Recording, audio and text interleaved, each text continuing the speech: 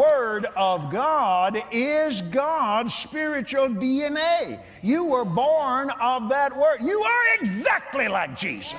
We'll look at everything that led to the downfall of one of the most popular televangelists. Stick around until the end because what had been revealed before death is something that will blow your mind away. Why was Kenneth Copeland so famous? Kenneth Max Copeland was born on December 6, 1936, raised in West Texas near a United States Army Air Forces airfield. This inspired him to become a pilot. Copeland was a recording artist on the Imperial Records label, having one Billboard Top 40 hit, Pledge of Love, which charted in the top 40 on April 20, 1957, stayed on the charts for 15 weeks, and peaked at number 17. In the fall of 1967, he enrolled in Oral Roberts University where he soon became a pilot and chauffeur to Oral Roberts. In 1967, after attending Kenneth E. Hagin's pastor seminars, Copeland and his wife Gloria founded Kenneth Copeland Ministries in Fort Worth, Texas. The ministry's motto is "Jesus is Lord." Kenneth Copeland Ministries has 6 international offices in Canada, Africa, Asia, Australia, Europe, and Ukraine.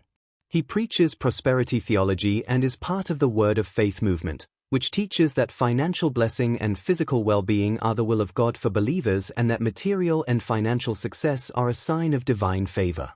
This may be unlocked through giving to the ministry, and Copeland has written that parishioners will get a 100-fold return on their investment through giving to God by giving to his ministry. Throughout several decades of ministry, Kenneth Copeland has supported and partnered with other notable ministers of the gospel. In 1986, Copeland supported and prayed over Reinhard Bonnke during Bonnke's Fresh Fire Conference. Daniel Calendar, who was the successor to Reinhard Bonnke, said that Kenneth Copeland told Bonnke that one day Bonnke would preach to 1 million people in one day. Since 1967, Copeland's ministry has held 3 to 6-day conventions across the United States. KCM still holds an annual Southwest Believers Convention in his hometown of Fort Worth during the first week of August. Kenneth and Gloria Copeland also preach and minister at other conventions and conferences throughout the world. These events stream live on Copeland's website, kcm.org, as well as being shown on Christian television stations such as God TV and the Daystar Television Network. Portions of recorded conferences are shown on Sundays. The Monday through Friday television broadcasts feature a Copeland family member either alone or with another minister discussing subjects from the Bible. On May 27, 1971, KCM began a 1-hour television program called The Word of Faith. In 1972, another television program was launched called The Prayer Group. This was a half-hour television program aired across the United States. In 1989, the weekly show The Word of Faith was replaced by a daily series called Believer's Voice of Victory. Along with their television programming and television network, Kenneth Copeland has produced and starred in several films, including The Rally, Super Kid Academy, The Mission, and The Rally LA. In 2015, KCM launched the Believer's Voice of Victory Network on Channel 265 on Dish Network. Believer's Voice of Victory Network was renamed Victory Channel in 2019 and is available over the air and on some cable providers. On October 2, 2020, the Believer's Voice of Victory stopped broadcasting on the Trinity Broadcasting Network. At the start of 2022, it was added on several national cable systems under a new channel lease with OlympiaSat, which had previously held Hillsong Channel and Living Faith Network, then Bulldog Shopping Network on the channel space. The Victory Channel's popular flashy current events prophecy program is hosted by Pastor Gene Bailey and reaches approximately 11,000 households. Flashy commonly features nationally known ministry leaders such as Lance Wallnau and Hank Kunneman. Other guests have included Donald Trump, Charlie Kirk, Marjorie Taylor Greene, and former ambassador to Israel David Friedman. Kenneth Copeland Ministries is located in Fort Worth, Texas, on a 33-acre property that was once Marine Corps Air Station Eagle Mountain Lake, a United States Marine Corps Air Base valued in 2008 at a report and that it had a single usable runway. That same year, KCM told the Fort Worth Star-Telegram that it was raising money to resurface the second runway so it could be used again, and it was using the former Marine Corps Hospital building as a medical clinic for church members. In 2008, approximately 500 people were employed by KCM. Copeland's son, John Copeland, was the ministry's chief operating officer until his divorce from Marty Copeland in 2018. He remains a consultant to the ministry. KCM owns several business jets, including a 1998 Cessna 550 Citation Bravo, which it received from a donor in October 2007 and is used for domestic flights, and a 2005 Cessna 750 Citation X, which it uses for international flights. In 2018, KCM acquired a Gulfstream V that was formerly owned by Tyler Perry and was restoring a 1962 Beech H-18 twin which the ministry plans to use for disaster relief efforts. Kenneth Copeland Bible College is located on the property of Kenneth Copeland Ministries and Eagle Mountain International Church. KCBC is an accredited member with Transworld Accrediting Commission International. On August 28, 2003, Kenneth Copeland Bible College opened an extension campus in Langley, British Columbia. For several decades, Copeland and KCM have been a public and vocal supporter of Israel. On August 17, 2022, the President of Israel, Isaac Herzog, called and personally thanked Copeland and KCM for their support of Ukrainian and Russian Jews. In 2020, he was listed by the Israel Allies Foundation as one of the top supporters of Israel, along with Paula White, Mike Huckabee, and other Christian leaders. Copeland and other Christian leaders such as Greg Laurie and John Hage have received criticism for their support of Israel. Copeland has been married 3 times. His first marriage was to Ivy Bodiford in October 1955. They had 1 child and divorced in 1958. He was then married to Cynthia Davis from 1958 to 1961. Copeland married Gloria in 1963. They are the parents of John Copeland and Kelly Copeland. Gloria co-hosts the ministry's flagship broadcast, The Believer's Voice of Victory, alongside her husband. Kelly preaches throughout the United States, as does Copeland's daughter Terry, who also preaches at Eagle Mountain International Church, which is pastored by her husband, George Pearsons. Copeland has amassed significant wealth during his career and has referred to himself as a very wealthy man. The Houston Chronicle referred to him as the wealthiest pastor in America, allegedly having a net worth of $750 million in 2021. As of last year, Copeland's net worth was estimated to be $300 million. Copeland sat on the Evangelical Executive Advisory Board that Donald Trump assembled during his campaign for the presidency. Appointment to the board did not require endorsement of his bid for presidency, and Copeland clarified that he did not endorse Trump at the time. Before the 2016 election, Copeland said that Christians who did not vote for Trump would be guilty of murder, referring to the pro-choice stance of Hillary Clinton. After a state dinner at the White House that Copeland attended, he stated in an interview that Trump was led by the Spirit of God and that his most important legacy as president would be the appointments of conservative judges. On November 5, 2022, Copeland spoke at a Donald Trump rally in Latrobe, Pennsylvania, stating that Trump is the only president he has ever seen wear the red, white, and blue in office. During the 2024 Southwest Believers Convention in Fort Worth, Texas, Copeland told the thousands in attendance and online that voting is a sacred trust. His involvement in politics as a nationally prominent ministry leader has drawn both praise and criticism. But how exactly did he manage to achieve all of this?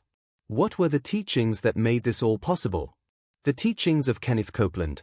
Kenneth Copeland stands today as one of the faith movement's leading spokesmen. His voluminous material in print and broadcast media, combined with his crusades and international outreach centers, attest to his vast influence. Copeland is responsible for spreading many of the faith movement's unbiblical teachings. He distorts the biblical concepts of faith and covenant. He reduces God to the image of man while elevating man to the status of God. He lowers Jesus to being a product of positive confession who took on a satanic nature at the cross, and he promotes the occult practice of creative visualization. Copeland's errors are largely due to his negative stance on reasoning, his poor handling of the Bible, his aversion toward theology, and his bias against tradition. On the night of November 2, 1962, a young man 25 years of age, struggling against sin, sickness, and strife, asked Jesus to come into his heart. His decision came 2 weeks after his wife had done likewise. Today, these 2 individuals have a ministry that literally stretches around the globe while remaining in the forefront of what has come to be known as the faith movement. They are Kenneth and Gloria Copeland. Part 1 of this series explored the roots of the faith movement and surveyed some of its leading proponents today. In this installment, our primary attention will be devoted to cataloging and critiquing the core theology of one of the most widely recognized and respected faith teachers to date, Kenneth Copeland. Though best known for his prosperity message, Copeland began his ascent to faith stardom from a state of financial disarray. Beset by monetary problems in 1967, he decided to resume his education at Oral Roberts University, where he subsequently landed a job as co-pilot on Oral Roberts' cross-country crusade flights. It was not until August of 1967, however, that Copeland experienced a revolution in his outlook through the preaching of yet another evangelist, Kenneth E. Hagin, regarded by many to be the father of the faith movement. With reference to his distant mentor, Copeland has been quoted as saying that he learned nothing during 6 months at Oral Roberts University but was so excited by Hagin's teachings that he spent the next month in his garage listening to them. The Copelands returned to Fort Worth, Texas, in 1968, where they established an evangelistic association. Within a few short years, their home-based Bible studies reportedly grew into large revivals, sometimes with crowds large enough to fill entire civic centers and international arenas. In 1973, the ministry began publishing its own newsletter, Believer's Voice of Victory. 2 years later, Copeland claimed the Lord commanded him to preach the uncompromised word on every available voice. This prompted him to launch the Believer's Voice of Victory radio broadcast in 1976. By 1979, Copeland's ministry was established firmly enough to enter the arena of television, paving the way for its 1981 venture into satellite communications. And in August of the following year, the ministry made history by initiating the first global religious broadcast. Copeland continues to experience popular acceptance within various charismatic and Pentecostal circles. His books, booklets, and taped messages can be found in a number of Christian bookstores, and his crusades and revivals consistently produce large turnouts. Furthermore, the ministry's international scope and influence is well attested by its offices in England, the Philippines, South Africa, Australia, Canada, and Hong Kong. While not every faith teacher holds to all of Copeland's doctrines, they, along with his followers, consider him a leading, if not the leading, authority on faith theology. Many have already coronated Copeland as the new king of the faith movement, writes one observer in a recent article. Even Time magazine refers to Copeland as the chief exponent of the faith movement. Of the multiple views of faith held by faith teachers, Copeland focuses primarily on an understanding of faith as a force. Faith is a power force, he claims. It is a tangible force. It is a conductive force. Moreover, faith is a spiritual force. It is substance. Faith has the ability to affect natural substance. As the force of gravity makes the law of gravity work, this force of faith makes the laws of the spirit world function. Copeland affirms that God cannot do anything for you apart or separate from faith, for faith is God's source of power. Moreover, everything that you're able to see or touch, anything that you can feel, anything that's perceptive to the 5 physical senses was originally the faith of God and was born in the substance of God's faith. In other words, faith was the raw material substance that the Spirit of God used to form the universe. Copeland adds that God used words when he created the heaven and the earth. Each time God spoke, he released his faith, the creative power, to bring his words to pass. 4 words are spiritual containers, and the force of faith is released by words. Copeland derives his definition of faith from Hebrews 11 verse 1. Now faith is the substance of things hoped for, the evidence of things not seen. He interprets the word substance as some transcendent primary element that makes up the universe. It was and is activated by spoken words at the onset of creation, both God's original creation of the world and all subsequent creations, whether by God or man. Contrary to Copeland's view, the word translated substance in the King James Version is the Greek word hypostasis, which in the context of Hebrews 11 verse 1 means an assured impression, a mental realizing. Far from being some tangible material or energetic force, faith is a channel of living trust stretching from man to God. It is an assurance that God's promises never fail, even if sometimes we do not experience their fulfillment during our mortal existence. Other translations render hypostasis more precisely as being sure, to be sure, and assurance. Neither the original Greek text nor any of the modern translations support Copeland's understanding of faith. The same holds true for his understanding of spoken words. Besides, the idea of words functioning as faith-filled containers makes no sense if there is no such thing as a force of faith requiring packaging and transportation in the first place. But despite how dedicated he may seem in his teachings, Kenneth Copeland was not without his own controversies. The controversy, KCM, Kenneth Copeland Ministries, has been criticized for its use of private aircraft. KCM promised from 2006 to 2010 to create an aviation relief assistance program called Angel Flight 44 to help Haiti. A spokesperson responded this was not a specific promise with a timeline attached and said that the money was spent on airplane repairs. In 2008, the ministry owned 5 airplanes and continued to purchase more. In February 2007, Copeland was accused of using KCM Citation X for personal vacations. The Copeland's financial records and a list of KCM's board of directors are not publicly available. The information is held in confidence by the Internal Revenue Service. Responding to media questions, Copeland pointed to an accounting firm's declaration that his jet travel complied with federal tax laws.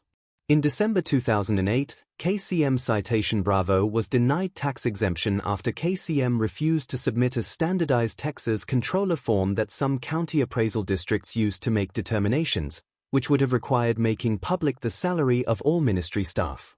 KCM subsequently filed suit with the Tarrant Appraisal District in January 2009, and its petition to have the aircraft's tax-exempt status restored was granted in March 2008. KCM has utilized an FAA program that blocks enrolled aircraft on flight tracking websites. In 2010, the flights of 5 of the ministry's aircraft were kept private, including the Citation X and a North American T-28 Trojan. United States Senator Chuck Grassley has questioned some of the flights taken by these aircraft, including layovers in Maui, Fiji, and Honolulu. The ministries say that the stopovers were for preaching or for allowing pilot rest. Copeland raised funds for the building of a hangar, upgrading of the runway, and maintenance. Copeland's and other televangelists' use of private jets, luxury cars, and lavish houses has been widely criticized. In 2015, Copeland, in a broadcast alongside fellow televangelist Jesse Duplantis, defended the use of private jets as a necessary part of their ministry. Mike Huckabee, a 2008 Republican presidential primary candidate who made 6 appearances on Copeland's program Believer's Voice of Victory, rented KCM's facilities for a fundraiser, which was criticized by the Trinity Foundation. As a result of the Huckabee appearances, KCM was one of 6 ministries investigated in the United States Senate inquiry into the tax-exempt status of religious organizations. KCM was one of 4 that did not cooperate or volunteer to make reforms. The investigation did not conclude that Copeland had done anything wrong. In 2013, a measles outbreak with 25 confirmed cases in Tarrant County was attributed in the press to anti-vaccination sentiments expressed by members of the Copeland ministries. The church denied making any such statements and urged members to get vaccinations, even offering free immunizations through the church itself. Pastor Terry Copeland Pearsons, who is Kenneth Copeland's daughter, offered free vaccination clinics and advised those who did not attend one of the clinics to quarantine themselves at home for 2 weeks. In a statement on the church website, Pearson said she was not against immunizations but also raised concerns about them. Some people think I am against immunizations, but that is not true. Vaccinations help cut the mortality rate enormously. I believe it is wrong to be against vaccinations. The concerns we have had are primarily with very young children who have a family history of autism and with bundling too many immunizations at one time. There is no indication of the autism connection with vaccinations in older children. Furthermore, the new MMR vaccination is without thimerosal, mercury, which has also been a concern to many. Copeland and his wife were featured in a 2015 episode of Last Week Tonight with John Oliver. John Oliver criticized the Copelands for using tax laws to live in a $6.3 million mansion as the parsonage allowance for their home is not subject to income taxes, for using church donations to buy a $2 million jet that was used for trips to a ski resort and a private game ranch, and for promotion of healing through faith and skepticism of medicine. In May 2019, He received criticism for his lavish lifestyle after Inside Edition released an interview where he defended his purchase of a private jet. He stated, "If I flew commercial, I'd have to stop 65% of what I'm doing," and he additionally defended a previous comment where he said that he did not fly commercial because he likened it to flying with demons. Copeland had drawn criticism for his comments on the Joe Biden presidency. He also gained attention during the COVID-19 pandemic, arguing pastors should not cancel services and repeatedly saying the pandemic had ended or would end soon. On March 29, 2020, in a televised sermon, Copeland executed judgment on COVID-19. He claimed that it was finished and over and that the U.S. was now healed and well again. In another sermon shortly thereafter, he claimed to destroy the virus with the wind of God. He urged followers to continue to give tithes to his ministry even if they had lost their jobs through economic hardship brought about by the pandemic. On August 3 to 8, 2020, the Kenneth Copeland Ministries hosted the Southwest Believers Conference at the Fort Worth Convention Center in Fort Worth, Texas, despite restrictions on social gatherings to limit the spread of the pandemic. Local leaders criticized the event, attended by hundreds of people, but were unable to enforce public health restrictions because religious gatherings were exempt under Governor Greg Abbott's executive orders. With such a controversy, Kenneth Copeland finally broke his silence and admitted something that we were all expecting. Kenneth Copeland explains himself. In the waning days of 2015, renowned televangelist Kenneth Copeland laid out exactly why he needs a luxury private jet to do his job. You can't talk to God while flying commercial. Criticized at the time for his use of extravagant planes, Copeland argued that travel for his work would be difficult, nay impossible, without them. The Texas-based preacher invoked his mentor, prosperity gospel preacher Oral Roberts, who Copeland said faced unsolicited requests for prayer when he flew on public airliners, agitating his spirit. "You can't manage that today in this dope-filled world, get in a long tube with a bunch of demons," Copeland told fellow televangelist Jesse Duplantis, who has faced similar backlash for asking his followers to bankroll a $54 million jet, and it's deadly. Copeland's defense, widely mocked and viewed by millions, did little to help his case. Many figured the demons he spoke of were the same people he'd asked for donations. Last month, the preacher was asked to clarify his remarks by Lisa Guerrero, a reporter for news magazine Inside Edition. Their exchange recently went viral, reigniting conversations about televangelists and the tax-exempt status of churches. Captured on video confronting Copeland as he got into a car, Guerrero pressed him repeatedly on his 2015 comments. At one point asking, "Do you really believe that humans are demons?" "No, I do not, and don't you ever say I did," Copeland responded, visibly perturbed. He added, "It's a biblical thing. It's a spiritual thing. It doesn't have anything to do with people." "People? I love people. Jesus loves people. But people get pushed in alcohol. Do you think that's a good place for a preacher to be in, to prepare to preach?" The questioning centered around Copeland's Gulfstream V jet, which he announced he'd purchased from Tyler Perry in January 2018. Declining to state how much he spent on the aircraft, which is one of 3 in his possession, Copeland said Perry made the plane so cheap for me, I couldn't help but buy it. He again asserted the plane was necessary for his work, which has sent him to nearly every continent and allowed him to spread his message to thousands of people. "If I flew commercial, I'd have to stop 65% of what I'm doing. That's the main reason," he said. Copeland said he was a very wealthy man and acknowledged using the private jets to travel to his vacation homes. Guerrero asked how he would respond to those who say preachers shouldn't live so luxuriously. "They are wrong," he replied. "It's a misunderstanding of the Bible. That if you go into the Old Covenant, do you think the Jewish people believe you should be broke?" Guerrero follows up, "Are you saying that Jewish people appreciate money more?" "They believe in wealth," Copeland said. "Some people would find that offensive," Guerrero responds. "Wait a minute now, I'm not talking about some people," Copeland explains before mentioning the Abrahamic blessing. "I'm talking about the Bible." In his various responses, Copeland draws passages from the books of Ephesians and Galatians. He again cites Oral Roberts, who Copeland says took the same heat for believing God would prosper you. Like many televangelists, Copeland preaches the prosperity gospel, which stems from the belief that faith, often in the form of donations to preachers and ministries, will garner riches down the line. HBO's John Oliver spoke at length on televangelism, or as he put it, churches who exploit people's faith for monetary gain, in a 2015 episode of Last Week Tonight. The host illustrated an unmistakable pattern of these television preachers purchasing or asking for donations to buy extravagant high-end jets. Among the examples were televangelist Creflo Dollar, who was ridiculed in 2015 for asking his followers to raise $65 million for a Gulfstream G650. As the Washington Post reported, Dollar said he needs one of the most luxurious private jets today in order to share the gospel of Jesus Christ.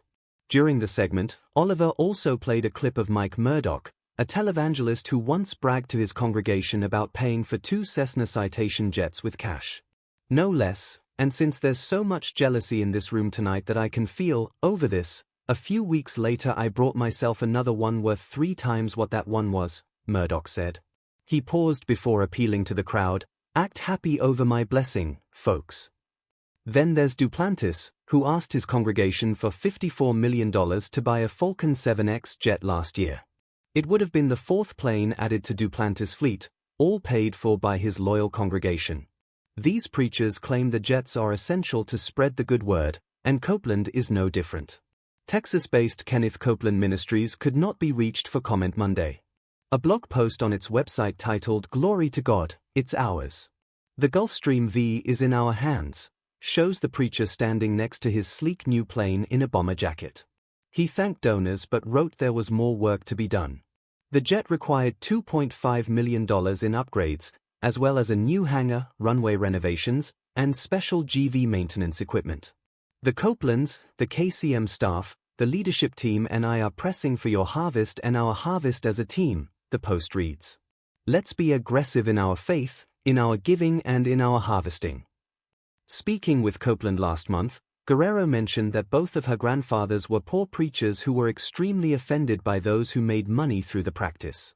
Copeland said he loved Guerrero's grandfathers, adding that he was standing on their shoulders. "But when you go back to the Bible, it's full of wealth," he said. "And it's full of miracles and signs and wonders, and it's full of goodness, and it's full of meanness. It's full of hell on earth. Those are the demons, not the people. I love the people." If you like this video, make sure to leave a like and subscribe for more amazing content like this. Let us know what you were most anticipating in the comments down below.